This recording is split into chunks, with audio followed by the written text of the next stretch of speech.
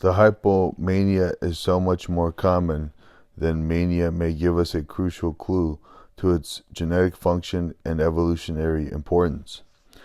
Mania, according to one school of thought, is a disease like sickle cell anemia.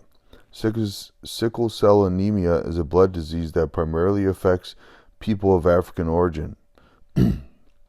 To contract the disease, you must inherit the recessive sickle gene from both your mother and your father. Far more often, people inherit only a single sickle gene from one parent. Epidemiologists call these people carriers because they carry the gene without manifesting the illness. As it turns out, they are much more than that. They are the reason the gene exists. A single sickle gene greatly enhances resistance to malaria, a deadly disease prevalent in Africa. This gene has been favored by natural selection, even though it causes a deadly disease because it saves more people than it kills. We have not isolated one singular manic gene. Investigators at the Department of Psychiatry at Johns Hopkins University Medical School, where I teach, and at other institutions around the world have homed in on half a dozen genes associated with mania. Though the numbers may be more complex, the same principles may apply. A less probable combination of genes produces the undesirable disease of mania, while a more frequent combination produces the advantageous outcome of hypomania. It could be that quantitatively more hypomanic genes are required to produce mania. Call this the slot machine model. 3 cherries produces a moderate payout, hypomania, but once in a great while you get 5 cherries and you're flooded with coins, mania. Alternatively, there may be a specific gene that needs to be combined with hypomanic genes to produce mania. Raymond DePaulo, James Potash, and their colleagues at Johns Hopkins have found a gene that mania and schizophrenia share in common, a possible psychocatism gene. Mania might be the result when one is unlucky enough to inherit both hypomanic genes and the psychotic gene. The story of the CEO father and his hospitalized son helps us understand why hypomanic genes exist. Relatives of manic patients who have high rates of hypomania have consistently been found to be far above average in income, occupational achievement, and creativity. Hypomania gives them an edge over the competition. If there's any one trait that distinguishes highly successful people, is that they are by temperament highly motivated. From our studies of the brain, we know that mood is an intrinsic part of the apparatus that controls motivation. Mood is meant either to facilitate or inhibit action. When someone is depressed, he has no motivation to act. What's the point? Nothing seems worth doing. He has no energy to do it and probably won't work anyway. Hypomania is the polar opposite. The drives that motivate behavior surge to a screaming pitch, making the urgency of action irresistible. There isn't a minute to waste. This is going to be huge. Just do it. This pressure to act creates overachievers, but it also leads to impulsive behavior, ready, shoot, aim, and confident leaders who glibly take their followers off a cliff. Depending on how you look at it, the internet phenomenon was either an exciting breakthrough of human ingenuity or a colossal error in judgment that forces us to ask, what were we thinking? In truth, it was both. The paradox of the hypomanic edge is that it is a double-edged sword. A hypomanic nation.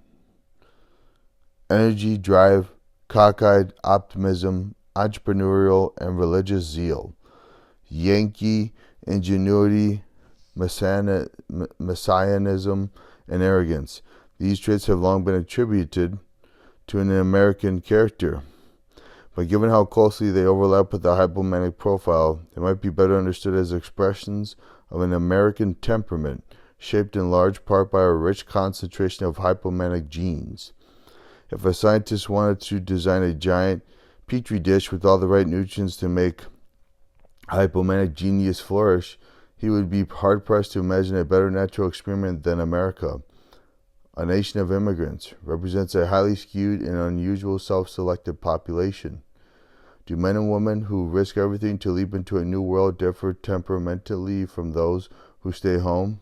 It would be surprising if they didn't.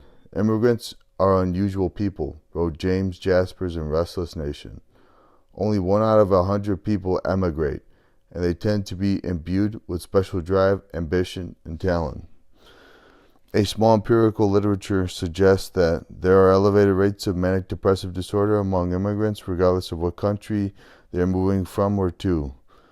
America, a nation of immigrants, has higher rates of mania than every other country studied, with the possible exception of New Zealand, which topped the United States in one study. In fact, the top 3 countries with most manics, America, New Zealand, and Canada, are all nations of immigrants. Asian countries such as Taiwan and South Korea, which have absorbed very few immigrants, have the lowest rates of bipolar disorder.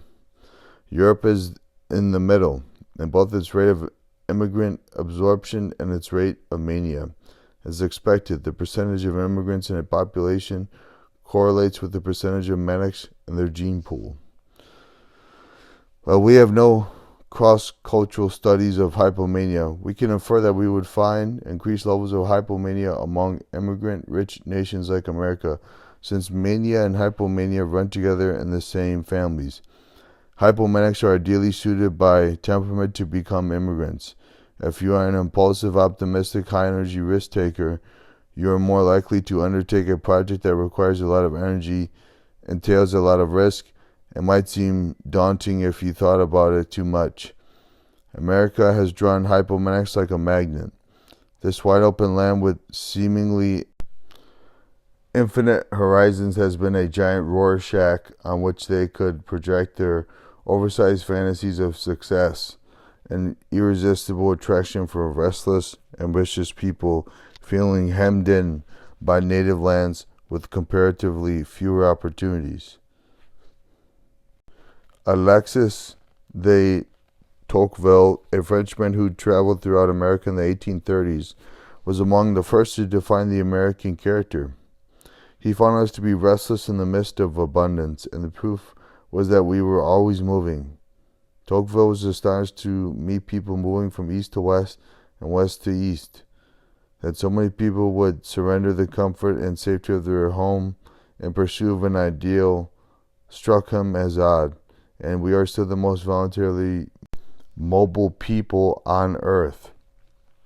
The average American changes residences every 5 years, more often than the inhabitants of any other nation. We change jobs more frequently too. Tocqueville found an entire people racing full speed ahead, and we've kept on racing for more than 300 years, wrote Michael Leiden in Tocqueville and American Culture. One outlet for this restless energy has been business. Americans are constantly driven to engage in commerce and industry. This is the characteristic that most distinguishes the American people from all others, wrote Tocqueville in Democracy in America. He sensed that the American motivation to get rich was more about the excitement of making money than it was about wealth itself. The desire for prosperity has become an ardent passion, which they pursue for the emotions it excites as much as for the gain it procures. And these people never stopped working. Everybody works, wrote Tocqueville. The aristocratic European ideal wants to become so wealthy that one did not need to labor. In America, work opens a way to everything. This has changed the point of honor quite around. To Americans, it was a disgrace not to work. Americans work more hours than any other people in the world. We've changed little in that regard since Tocqueville's day. We tend to attribute this habit to cultural influences. Without even considering biological causes, America's workaholism is typically attributed to its puritanical Protestant work ethic. But is it reasonable to ascribe such enormous influence to a defunct 17th century English Protestant sect on the contemporary day-to-day behavior of hundreds of millions of diverse Americans. The average American recalls only the barest outline of who the Puritans were. When you talk to these drivers, they tell you that their drive comes from within and they have been strongly self-motivated since they were children. They hit the ground running and couldn't tell you why. I would attribute the number of hours Americans work to what I call the immigrant work drive, an internal biological compulsion passed from parent to child through their hypomanic genes. Tocqueville noticed that Americans were entrepreneurial risk-takers. Boldness of enterprise is the foremost cause of America's rapid progress, its strength and its greatness. Though some individuals failed, the collective efforts of entrepreneurs drove the nation forward. Americans believed so deeply in the virtue of commercial temerity that they had all but removed the stigma surrounding financial failure. Commercial business is there like a vast lottery, by which a small number of men continually lose, but the state is always the gainer. Hence arises the strange indulgence that is shown to bankrupts in the United States. Their honor does not suffer by such an accident. At that time, a European who went bankrupt might end up in debtor's prison, so Tocqueville was surprised that there was little shame in bankruptcy here. The stereotypic American success story of an entrepreneur who fails numerous times before achieving his big success. Such serial entrepreneurs will tell you that they shake off failure like a dog shakes off water, and are soon raring to go again with a new idea. That America rewards and celebrates such people is culturally unique. When asked, do you think that starting a new business is a respected occupation in your community? 91% of Americans said yes, as compared to 28% of British and 8% of Japanese respondents. In Japan, there is still deep disgrace attached to business failure. Men who lose their jobs often hide it from their families and pretend to go work each day. Some economists have argued that Japan has been slow to bounce back from its decade-long recession because the population has lost all taste for risk after the fallout of the stock and real estate bubbles of the early 1900s. Most Japanese save a substantial portion of their money in secure savings accounts that yield zero interest, tying up capital that could either be invested in businesses or stimulate the economy through consumption. Americans, by contrast, bounce back from failure, scandals, and bubbles with infinitely renewable confidence. After the stock market and the World Trade Center came crashing down in succession, one might have expected a pessimistic mood to take hold in America. But a subsequent poll taken in 2002 found that 59% of American college students believed that they were on their way to becoming millionaires. Our immigrant genes predispose us to optimism. You have to be an optimist to move. Pessimists didn't bother, wrote Yale historian George Pearson, because this optimism comes from within. It is not easily discouraged by external events, and optimism, like pessimism, often becomes a self-fulfilling prophecy. Immigrants are often described as a highly entrepreneurial group. There is more than a grain of truth to this perception. According to a 1997 report by the International Migration Policy Program at the Carnegie Endowment for International Peace, in every census from 1880 to 1990, as long as they have been keeping records, immigrants were significantly more likely to be self-employed than natives.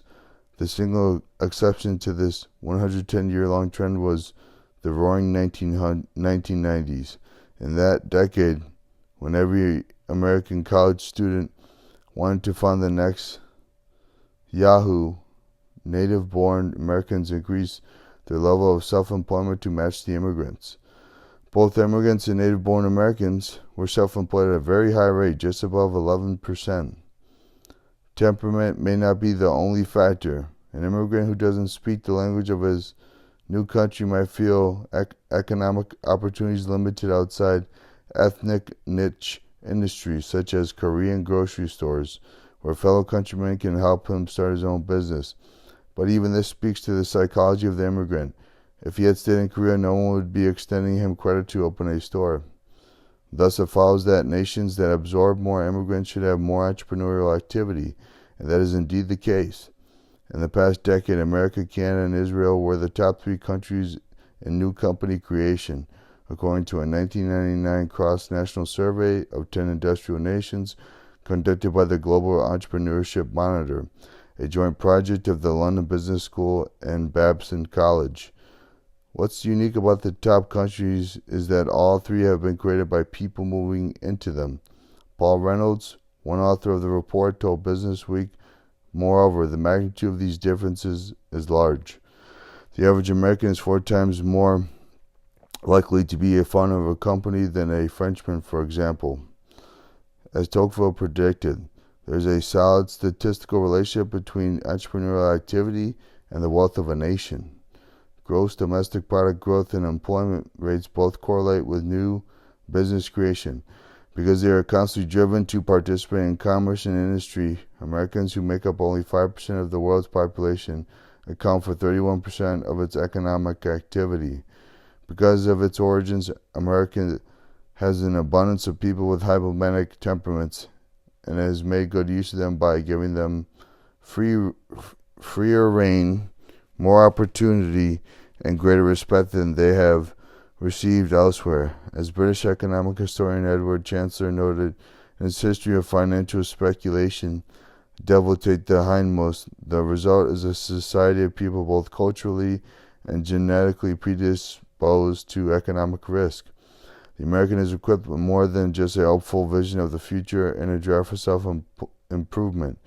He is prepared to take enormous risks to attain his ends. To immigrate to America was itself a great risk. This appetite for risk, so great, one might say it was imprinted in American genes, has not diminished with time but remains a continuing source of the nation's vitality.